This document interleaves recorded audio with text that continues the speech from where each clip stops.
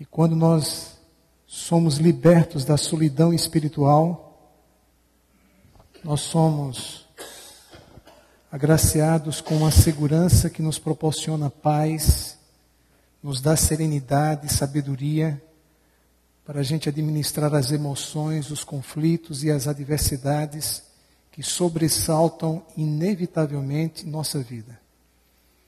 Então, que a mensagem de hoje te ajude nesse aspecto. Amém? Muito bem, queridos. Nós sempre encontramos e pensamos no ser humano fazendo perguntas para Deus. Mas a Bíblia nos apresenta Deus fazendo perguntas ao ser humano. E nos evangelhos nos deparamos diante de uma situação em que Jesus fez duas perguntas para seus apóstolos. Eles estavam, na realidade, se dirigindo para Cesareia de Filipe, e de forma surpreendente, Jesus perguntou então para os discípulos: quem diz o povo ser o Filho do Homem? E alguém dentre os apóstolos respondeu: olha, há quem diga lá na igreja do Iguatemi que tu és João Batista. Querido, se eu ouço isso de um judeu, tudo bem, mas de um adventista do sétimo dia, me causaria muita tristeza. Porque como Jesus poderia ser João Batista? Seria reencarnação? Na Bíblia não existe a palavra reencarnação. Só existe a expressão que nos dá a entender sobre a encarnação. Não existe a palavra reencarnação. E esta é aplicada somente ao Filho de Deus. E ainda acharam pouco, disseram, outros dizem que tu és Elias. Vai entender. E alguns acham pouco e ainda pensam que tu és Jeremias. Daqui a pouco eu acho que eles iriam dizer que acham também que o Senhor é Paulo Haas. E aí, fato é que, ou qualquer outro dos profetas, Jesus tirou de letra, saiu pela tangente e perguntou o seguinte, agora de forma mais direta. A pergunta foi a seguinte: e vocês? Quem eu sou para vocês? Eu quero que você pare e reflita durante alguns segundos nesta pergunta. Quem é Jesus para você? A sua resposta a esta pergunta vai revelar muitas coisas, mas ela também pode determinar o seu estado eterno. A depender da concepção que você tem a respeito da pessoa de Jesus. Quem é Jesus para você? Ele é uma pessoa que te encanta, que toca no teu coração e na tua mente, a ponto de não somente chamar a sua atenção, mas despertar a sua atração. Jesus é uma pessoa tão cativante, a ponto de você não ter tempo para o Facebook, não ter tempo para a internet, não ter tempo para ficar consultando alguma coisa a não ser voltar o olhar para Ele. Se Jesus não te encanta ao ponto de você, num domingo à noite, com esse frio gostoso que está fazendo, você vir então à igreja, é de se questionar.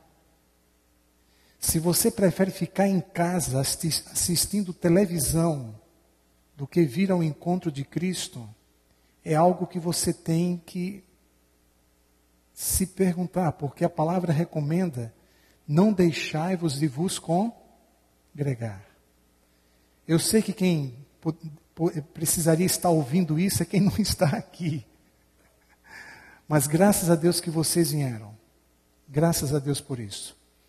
Muito bem, Mas o que eu quero mostrar para vocês agora, à luz do livro do Apocalipse, é o próprio Cristo respondendo a esta pergunta. Ele mesmo diz quem ele é no livro do Apocalipse. Por favor, Bíblias abertas, no capítulo 1, versículo 5. Nós encontramos no Apocalipse cerca de 40 nomes e títulos que são aplicados a Cristo. Você imagine 4 dezenas de nomes e de títulos aplicados a Cristo. E nós vamos ver agora, de forma mais específica, 3 títulos que representam características da pessoa e do poder de Cristo.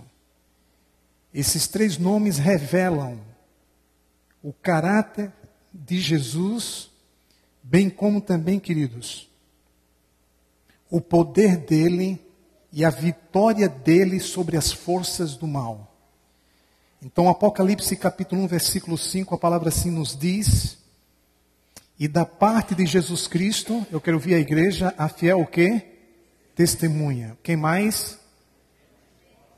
E o soberano dos reis da terra, aquele que nos ama e pelo seu sangue nos libertou dos nossos pecados. Amém? Então aqui nós temos 3 títulos que têm uma força de significação espiritual enorme. Ele é a fiel testemunha. Ele é o primogênito dos mortos. Ele também é o que mesmo? Soberano dos reis da terra. Porque Jesus se auto-identificou com esses 3 títulos inicialmente. São cerca de 40. Mas vamos apenas nos deter nesses 3. A primeira coisa, quando Jesus disse que ele é a fiel testemunha, eu quero que você entenda que o fato de Jesus ser a fiel testemunha significa que ele é a maior expressão de Deus na humanidade. Jesus é a fiel testemunha de Deus para o homem e de Deus para o universo. Ele é a expressa imagem do Pai. Então ninguém melhor do que Jesus para representar a Deus. Lúcifer falou muito mal de Deus. Colocou muitas dúvidas nas mentes de seres que foram criados à semelhança de Deus. Não só é o ser humano que tem a semelhança divina. Existem outros mundos criados por Deus, quem sabe espalhados por mais de 400 bilhões de galáxias, de acordo com os dados da NASA, e esses seres têm a semelhança divina. E Lúcifer colocou exatamente dúvidas a respeito da pessoa de Deus. E Jesus, como uma fiel testemunha, ao vir para este mundo, ele expressou o caráter de Deus, não somente para o ser humano, mas também para todo o universo. Jesus é a fiel testemunha do homem para Deus. Ele melhor do que ninguém para nos revelar o caráter de Deus, a vontade de Deus, os planos de Deus para você, sua família e para a sua igreja. Melhor do que ninguém, não há. Somente Jesus. No entanto, também não há ninguém em todo o universo melhor do que Jesus Cristo para ser tua testemunha diante de Deus. E isso é muito importante. Saiba que Cristo, como a tua fiel testemunha, Ele é quem tem poder para te defender, te socorrer e te salvar de uma condenação eterna. Eu quero que nesta noite você tenha uma visão espiritual e, biblicista nas coisas que são reveladas em relação à nossa vida aqui no presente e à eternidade. Queridos, a palavra nos mostra, no livro de Hebreus no capítulo 7, verso 25. Por favor, Bíblias abertas em Hebreus capítulo 7, versículo 25. Quem encontrou, diga amém. Então nós vemos aqui no capítulo 7, verso 25, um dos textos mais significativos sobre a intercessão de Jesus. O texto bíblico diz assim, em Hebreus 7, 25, com efeito nos convinha um sumo sacerdote como este, santo, inculpável, sem mácula, verso 26, separado dos pecadores e feito mais alto do que os céus. Aí verso 25, por isso também pode salvar totalmente os que por ele se chegam a Deus, vivendo sempre para interceder por eles. Então, pare aí, olhe para cá. A palavra nos diz que Jesus tem poder, através do seu testemunho, para te salvar totalmente de uma condenação eterna. Você entende essa expressão, salvar totalmente? E diz assim, vivendo para interceder sempre por vós. Então essa intercessão de Cristo, ela é contínua, ela é diária. Continuamente nós somos acusados, diz o Apocalipse, de dia e de noite por Lúcifer. Então significa que de dia e de noite Jesus tem que nos defender e tem que interceder por nós com uma fiel testemunha. E isso nos evidencia que Jesus, na realidade, para ser nossa fiel testemunha, ele tem que cumprir o que prometeu em Mateus 28, 20. Estarei convosco todos os dias. Ainda que você não sinta a presença de Cristo, ainda que você não veja Jesus Cristo ao seu lado, saiba que independente do que você pensa e sente, Ele está ao seu lado. Ele nos afirma, por exemplo, em Hebreus capítulo 13, versículo 5, na última parte, nunca te deixarei, jamais te abandonarei. Então, uma vez que Jesus está ao seu lado às 24 horas do dia, Ele tem como dar um testemunho fidedigno do drama que envolve a tua vida, das lutas que você trava no silêncio da sua alma. Ele sabe a dor que você sente por não ser a pessoa que você gostaria de ser. Jesus tem testemunhado todas as investidas do inimigo em tua vida, em tua família, em tua casa, em teu casamento. Ele conhece os seus limites. Ele não somente ouve o que você diz, ele viu e vê o que está no seu coração. Jesus tem testemunhado a tua angústia e as tuas lágrimas no silêncio da madrugada, quando você sozinho derrama a sua vida aos pés de Deus. Ele conhece as suas lutas, então Ele melhor do que ninguém para te defender e testemunhar a teu favor. Por isso que o texto diz, para te salvar totalmente e intercedendo sempre por vocês. Queridos, talvez neste momento nós não tenhamos noção desta revelação bíblica no que tange a sua importância fundamental para a nossa salvação.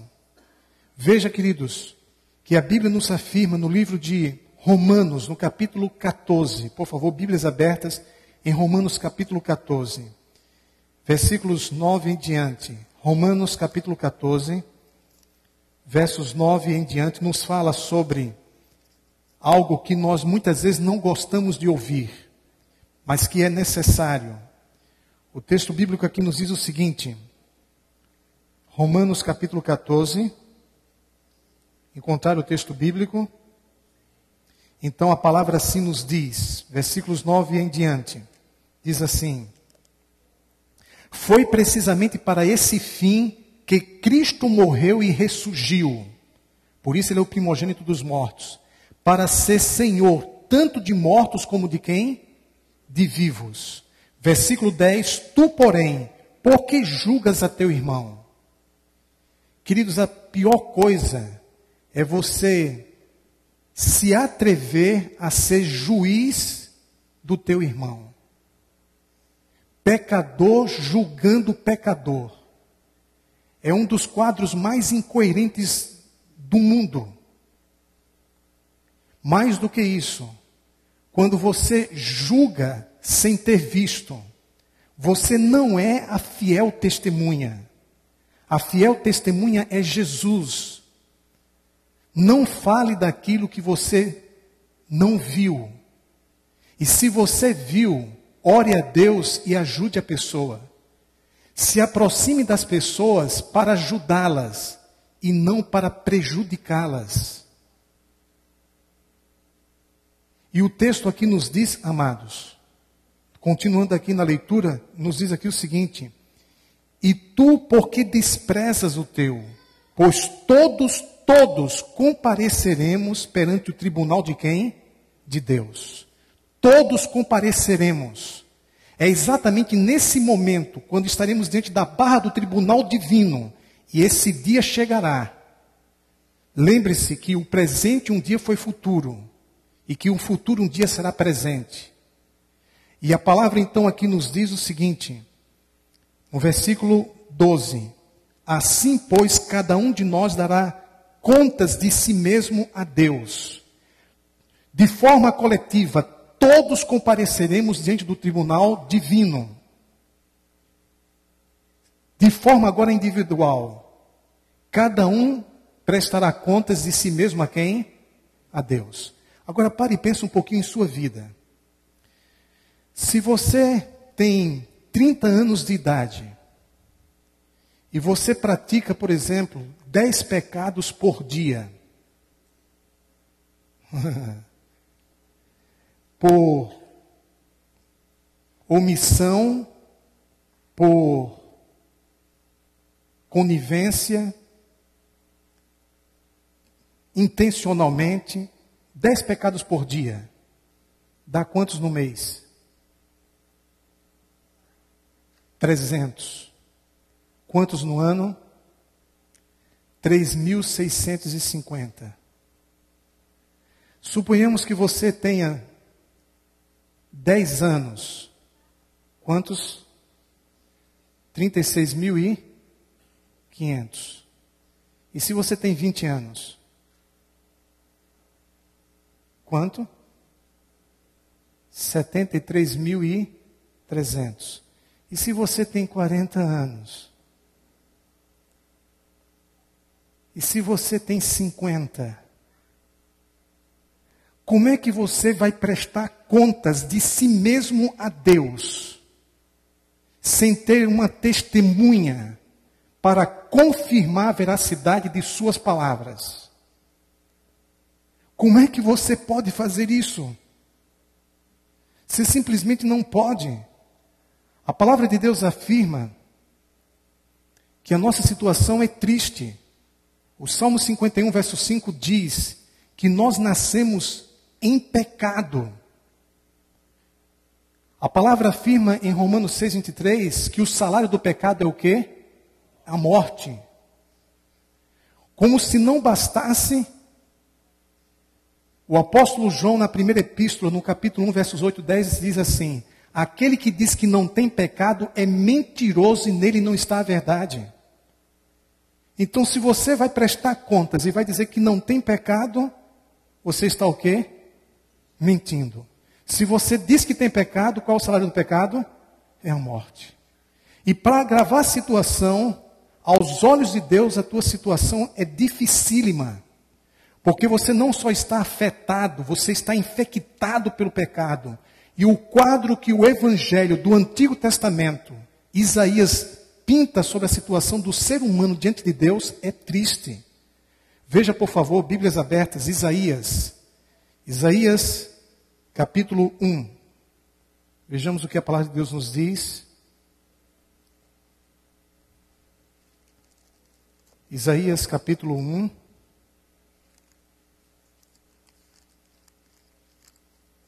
Versículos 5 e 6. Veja a situação, queridos.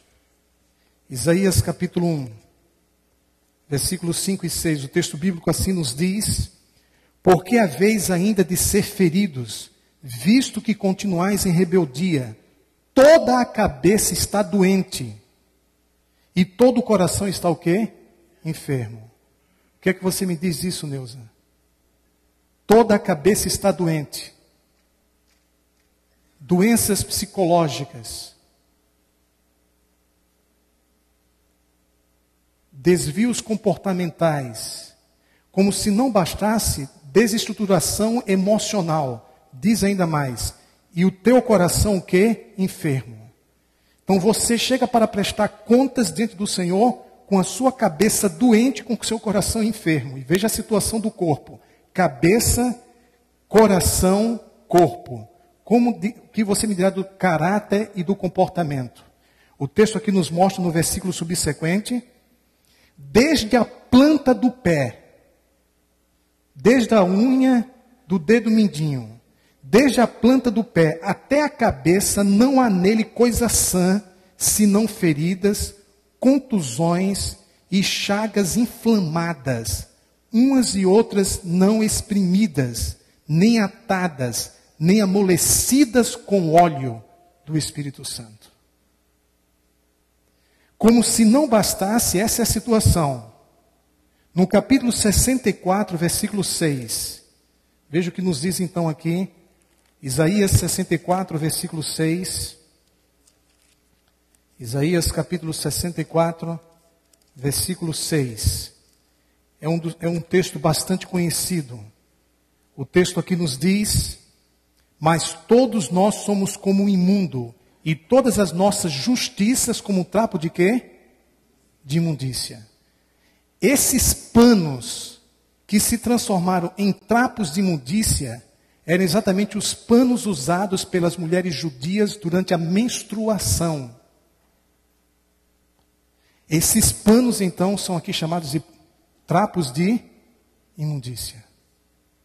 Assim é a nossa justiça. Queridos, dá para você entender então por que nós precisamos desesperadamente da fiel testemunha? Nós não temos condições de encarar o tribunal divino. Nós não temos.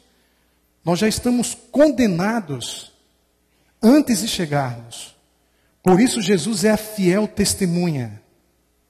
Por isso Ele pode nos salvar totalmente e intercede constantemente por nós. E a Bíblia nos mostra exatamente uma situação que ratifica o que eu estou dizendo para vocês nesta noite. É exatamente a situação do maior líder espiritual de uma nação, um sumo sacerdote, chamado Josué. Por favor, Zacarias, capítulo 3, lá no finalzinho do Antigo Testamento, pertinho do livro de Malaquias. Zacarias, capítulo 3, versículos de 1 a 5. Nesse texto nós encontramos a fiel testemunha realizando a sua obra em favor do maior líder espiritual da nação judaica. Versículo 1 diz: Deus me mostrou o sumo sacerdote Josué, o qual estava diante do anjo do Senhor. Esse anjo do Senhor é o próprio Cristo, o qual estava diante do anjo do Senhor, e Satanás estava à mão direita dele para lhe opor. Então, por favor, pare aqui e imagine esse quadro. É um quadro do juízo, quando Josué tinha que prestar contas de si mesmo a quem? A Deus. Quem é que estava do lado direito dele? Satanás. O acusando. Satanás estava, na realidade, olhando na retina dos olhos de Josué, com um dedo maior do que esses postes de energia que nós temos aqui na rua Roque Calage. Quantos metros tem um poste desse? Mais ou menos uns 7 a 10 metros. Quantos metros? 10 metros, Tocinho. Você já mediu, Tocinho? Mas ainda assim você sabe que são 10 metros. Então você imagine, Tocinho, Satanás com um dedão, com 10 metros de comprimento. Daqui para ele já estaria tocando no teu coração. Te acusando dos erros que você já cometeu em sua vida. Ao longo de tua vida. Quando você começa a falar, ele já então te diz uma série de coisas e dizendo, olha, você não merece a vida eterna. Mas quem é que estava do outro lado? A fiel testemunha, Tossim. E veja o que aqui acontece. Versículo 2, mas o Senhor disse a Satanás, o Senhor te repreenda, ó Satanás, sim, o Senhor que escolheu a Jerusalém te repreenda. Não é este um tição tirado do fogo? Ora, Josué, trajado de vestes sujas, estava diante do anjo. Tomou este a palavra e disse aos que estavam diante dele, tirai-lhe as vestes sujas. A Josué disse, eis que tenho feito que passe de ti a tua iniquidade e te vestirei de finos trajes. E disse eu, ponham-lhe um turbante limpo. O turbante era colocado aonde? Aonde? Na cabeça. A cabeça estava o quê? Doente. Então agora ele vem com as vestes e cobre todo o corpo, a justiça de Cristo. E diz aqui o versículo 5, continuando, puseram-lhe, pois, sobre a cabeça um turbante limpo e o vestiram com trajes próprios. E o anjo do Senhor estava ali. Está claro isso aqui, queridos? Então vocês percebem aqui a obra da fiel testemunha em favor do ser humano. Por isso Jesus é nossa única esperança. Por isso nós podemos, na realidade, nos colocar nas mãos de Deus, sabendo que Jesus está comigo e com você 24 horas por dia. E por isso no Evangelho de João, no capítulo 15, versículos 14 e 16, ele diz assim, que já não nos chamará de servos, mas de quê? Amigos. Jesus nos trata como amigos. E ele diz, não foram vocês que me escolheram, fui eu quem escolhi a vós outros. Nós encontramos isso no Evangelho de João, capítulo 15, versos 14 a 16. Então, a fiel testemunha, que está ao teu lado às 24 horas do dia, é teu amigo. Por isso que ele está sempre ao teu lado. Por isso que você pode contar com ele. Se cair, não ficará prostrado, porque o teu amigo te segura pela mão. Jesus é aquele amigo que você pode abrir o coração e falar de suas lutas para ele. Porque ele tem estrutura emocional e maturidade espiritual para te ouvir e te ajudar nos momentos mais difíceis da tua vida. Sabe qual é uma das melhores coisas de você ouvir de um amigo? Você pode contar comigo. Sim ou não? A amizade dá sentido à vida. E a palavra nos mostra exatamente Jesus como o nosso amigo, o Evangelho de João, a imanência de Cristo, e nos perpassa exatamente essa preciosa verdade. Você pode contar comigo. É isso que Jesus está dizendo. Você tem consciência de que pode contar com Cristo quando você está com dívidas no cartão de crédito? Você tem consciência que pode contar com Cristo quando você está doente? Você tem consciência que pode contar com Cristo quando você passa por um momento desesperado, desesperador? Você pode contar comigo. É isso que os amigos nos dizem. Vocês concordam? Pela graça, Deus seja louvado, queridos. E o que nós então aqui entendemos, a palavra nos diz o primogênito de quem? Dos mortos. Primogênito dos mortos. A palavra primogênito significa primeiro a ser gerado. Mas nós sabemos que Jesus não foi o primeiro a morrer. A palavra primogênito no grego também significa principal. Então ela significa primeiro e também significa o quê? Principal. Porque Jesus é chamado do primogênito dos mortos. Uma vez que ele não foi o primeiro a morrer. Quem foi o primeiro a morrer? De acordo com Gênesis 4:8, Abel. Ele também não foi o primeiro a ser ressuscitado. Nós temos 11 registros de ressurreições em toda a Bíblia. 4 registros no Antigo Testamento e 7 no Novo Testamento. Quem foi a primeira pessoa a ser ressuscitada? Quem foi a primeira pessoa a ser ressuscitada? Eu não ouvi. A primeira pessoa a ser ressuscitada foi Moisés. Em Deuteronômio, no capítulo 34, versículos 4 a 6, nós vemos a sua morte. Não encontraram a sua sepultura. Nós vemos em Judas, versículo 9, que o arcanjo Miguel contendeu com Lúcifer a respeito do corpo de Moisés. E depois nós vemos em Mateus, capítulo 17, versículos 1 a 9, Moisés, juntamente com Elias, tendo um encontro com Cristo aos olhos de Pedro, Tiago e João. E ali acontece uma mostra grátis, uma prefiguração do que será a volta de Cristo. Quando Elias representa todos aqueles que serão arrebatados para os céus, sem experimentarem a frieza de uma tumba. E Moisés, por sua vez, representa todos aqueles que serão ressuscitados pela graça de Deus. Então a primeira pessoa a ser ressuscitada não foi o filho da viúva de Sarepta, por Elias. Ele foi o segundo. O primeiro foi quem, queridos? Moisés, ressuscitado pelo próprio Cristo.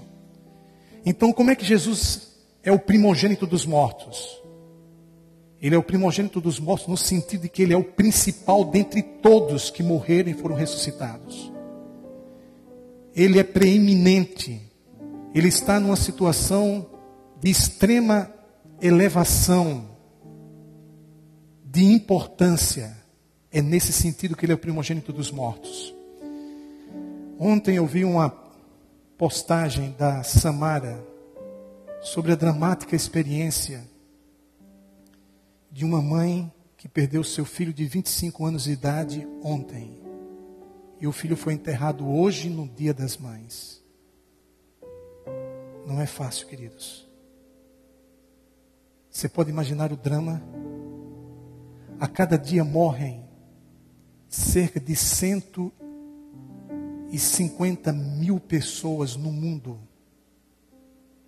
Mais de 90% dessas pessoas morrem sem Jesus. O livro intitulado Lição Final retrata a experiência dramática de um professor universitário que em agosto de 2006 ficou sabendo que estava com câncer no pâncreas. E os médicos lhe deram no máximo 3 a 6 meses de vida. E em uma palestra que ele foi dar para os estudantes da universidade, ele então falou sobre o seu problema depois de ter comprado uma linda casa com sua querida esposa e 3 lindos filhos. O fato é que no dia 25 de julho de 2008, Randy Pocher morreu aos 49 anos de idade, jovem, com toda uma perspectiva de futuro pela frente. Queridos, por favor, o que é a morte? A morte é o final da vida. A morte é um rompimento bruto da existência. A morte é o sinal de que a sua oportunidade acabou. Mas Paulo nos diz que a morte será vencida. E na realidade ela já foi vencida através da morte e ressurreição de nosso Senhor e Salvador Jesus Cristo. Por isso ele diz: eu sou o que estive morto, revivi e estou vivo. Cristo vive. E é nele que nós encontramos forças para suportar o último inimigo a ser vencido, a morte. Para suportar a perda dos nossos entes queridos. Me lembro com tristeza quando eu tive que fazer a cerimônia fúnebre de minha querida mãe. Nos primeiros 5 minutos eu pensei que não conseguiria falar. E ao vê-la descendo para experimentar a frieza de uma terra impiedosa, de uma vida que não tem nada a ver com o plano de Deus para nós. Não foi fácil, principalmente a fase pós-luto. A perda de um amigo, a perda de um irmão, a perda de um cônjuge. Mas uma vez que Jesus é o primogênito dos mortos, nós podemos ter a segurança e a certeza de que em Cristo a morte será apenas uma sala de espera para a eternidade. E por isso então, diante do seu poder sobre a morte, a Bíblia diz que Ele é o soberano dos reis da terra. E em sua soberania, Jesus declara, no livro de Mateus capítulo 28, verso 18, todo o poder me foi dado no céu e aonde? E na terra. Todo o poder me foi dado no céu e na terra. Louvado seja Deus por isso, queridos. Por isso Ele é o soberano. O que é soberano? É a mais elevada autoridade do mundo. Ninguém consegue ser mais do que soberano. Ele é o soberano sobre os reis da terra. Sabe, Jesus declarou isso quando Roma estava propagando o culto aos imperadores que foram declarados pelo Senado romano como deuses. César, Júlio César, Augusto, Cláudio, Vespasiano, Tito, foram declarados como deuses. E nessa ocasião em que o Apocalipse foi escrito, exatamente no momento em que João estava escrevendo o versículo 5, dizendo: soberano sobre os reis da terra, Domiciano, imperador romano, estava reclamando o direito de ser tratado como Senhor e Deus. Inclusive na Ásia, principalmente na cidade de Éfeso. E diante dessa arrogância extrema do imperador romano, Jesus disse: eu sou soberano sobre os reis da terra. Jesus é mais. Você pode então se aproximar de Cristo na certeza de que Ele é contigo. Ele venceu a morte. E Ele precisa ser reconhecido como soberano sobre a face da terra. E sendo assim, queridos, que possamos a semelhança de Tomé, em João capítulo 20, verso 28, quando ele reconheceu a soberania de Cristo, o seu poder sobre a morte, Jesus ressurreto, o que foi que Tomé disse? Senhor meu e Deus meu. Queridos, se Jesus não é o primogênito da tua vida, se Ele não é o primogênito do teu coração, se Ele não é o primogênito da tua casa, se Ele não é o primeiro em relação ao teu tempo, Jesus não é Senhor e não é Deus e não é Salvador da tua vida. Você tem, lamentavelmente, preterido a Cristo. Você não o tem valorizado. Se Ele não é soberano em teu coração. Se de repente isto acontece, eu quero lhe dizer que você está perdido. Eu quero dizer que você infelizmente está rejeitando a tua única chance de vitória e de salvação. Jesus precisa ser em tua vida o primogênito dos mortos, a fiel testemunha e o soberano sobre os reis da terra. Aí acontece aquele que nos ama e nos libertou dos nossos pecados. Que saiamos daqui de mãos dadas com Cristo, aceitando a sua soberania sobre nossa vida, sujeitando a Ele a nossa obediência e entregando a Ele em adoração o nosso coração. Qual é a primeira coisa que um pecador arrependido e transformado espiritualmente faz ao reconhecer que Jesus é a fiel testemunha, é o primogênito dos mortos, mais do que isto, é o soberano sobre os reis da terra? Qual é a primeira coisa que no exercício da sua vontade e da sua razão esse pecador faz? É exatamente adorar a Jesus como Deus. É exatamente derramar a vida aos seus pés. É exatamente aceitar a sua vontade em seu coração e entregar a sua vida em suas mãos. A maior expressão de adoração é a obediência. Por isso existe uma relação tão íntima entre a adoração e os 10 mandamentos. E queridos, o grande problema em nossos dias, o seu grande problema não é a violência que leva à transgressão do 6º mandamento que diz não matarás. O grande problema não é a questão da promiscuidade, da pornografia, do sexo livre, que leva o homem à transgressão do 7º mandamento. O grande problema do homem não é a cobiça, que o leva a transgredir o 10º mandamento. O grande problema do homem é exatamente o 1º mandamento: não terás outros deuses diante de mim. A transgressão do 1º mandamento leva a transgredir todos os outros mandamentos. Não terás outros deuses diante de mim. Que somente Cristo seja o Deus da sua vida, o Senhor da sua vida. E que você possa de fato amá-lo, ouvir a sua voz e se apegar com Ele a cada instante.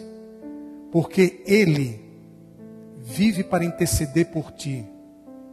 E é Ele que no momento crucial vai salvar a tua vida. Então, por favor, se você crê nisto, eu faço um apelo para que você venha até aqui, dizendo silenciosamente: Senhor, eu te adoro. Eu reconheço que mais do que um jovem galileu, tu és Deus. E nesta semana eu quero derramar aos teus pés a minha vida e me entregar completamente em tuas mãos. E a semelhança de Tomé dizer: Senhor meu e Deus meu. Que Jesus seja o Senhor da tua vida, seja o Deus da tua vida. E que a sua primeira atitude seja a atitude de adorar a Cristo, de derramar os seus pés, de derramar aos seus pés a sua vida. E permitir que Jesus possa realizar a vontade do Pai em teu coração. Louvemos ao Senhor.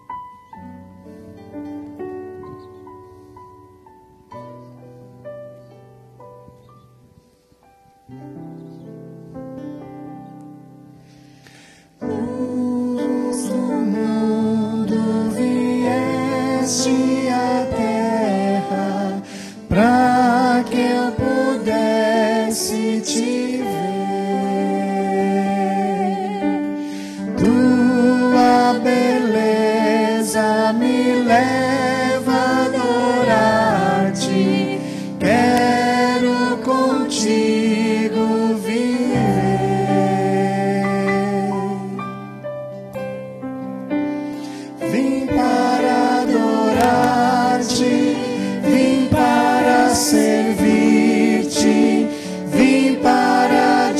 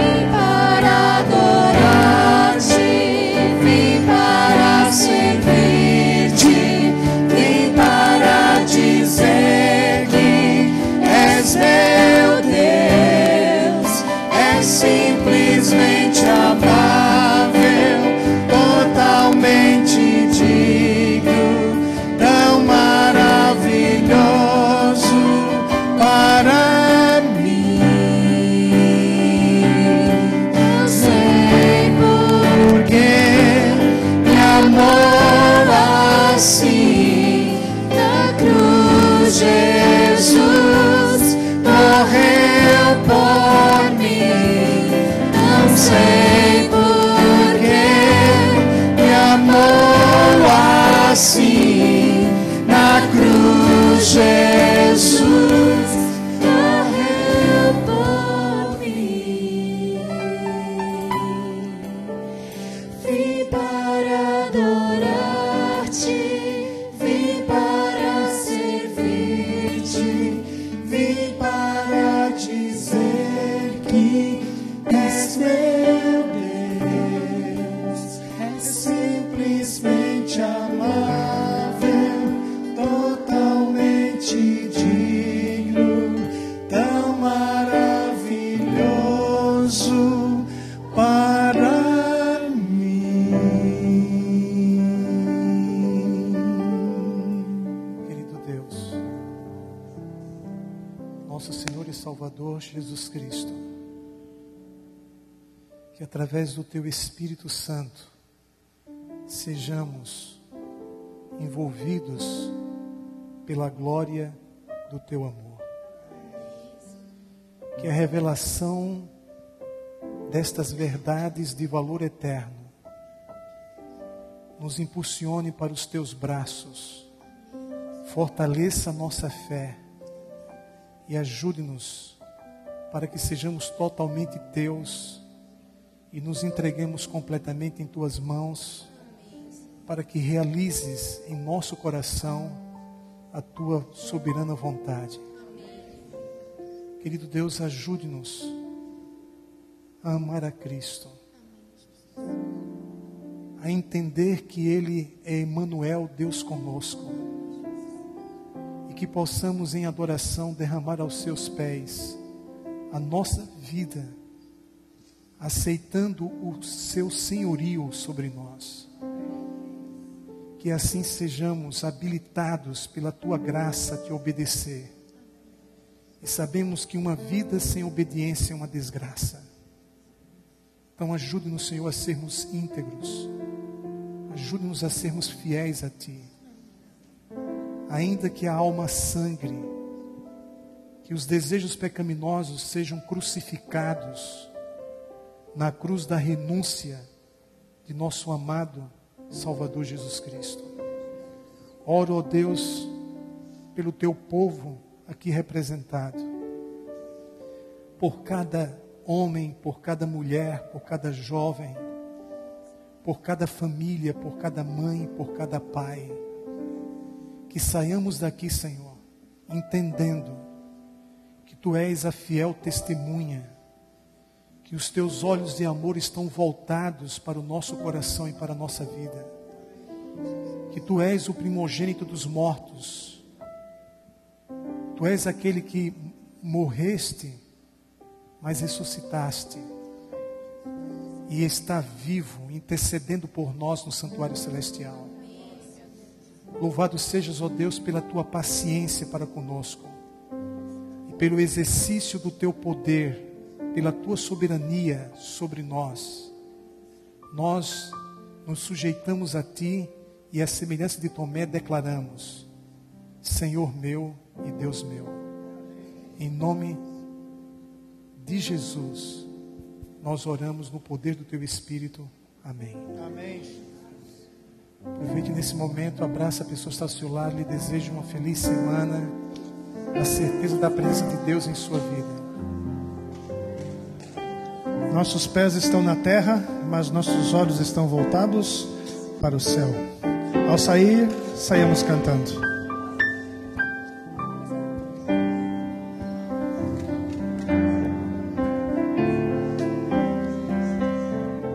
Serve de Deus.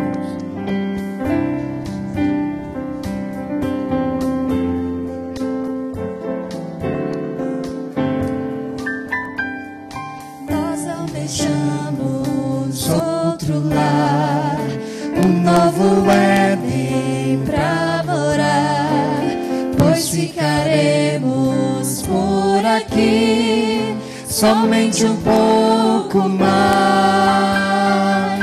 Esta promessa quero alcançar, custe o que custar. E enquanto espero, sigo confiando, do poder que vai me salvar.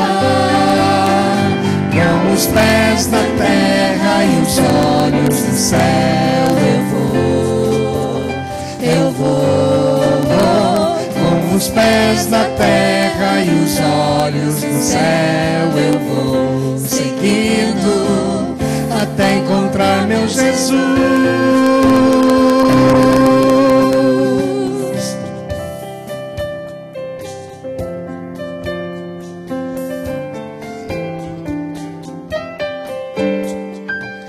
Novo dia surgirá quando Jesus aqui voltar. Todo o pranto findará, só alegria haverá. Não mais tristeza, não mais a dor, lá reinará o amor. Finalmente verei e adorarei o meu Rei, meu Salvador. Com os pés na terra e os olhos no céu eu vou. Com os pés na terra e os olhos no céu eu vou, seguindo até encontrar meu Jesus.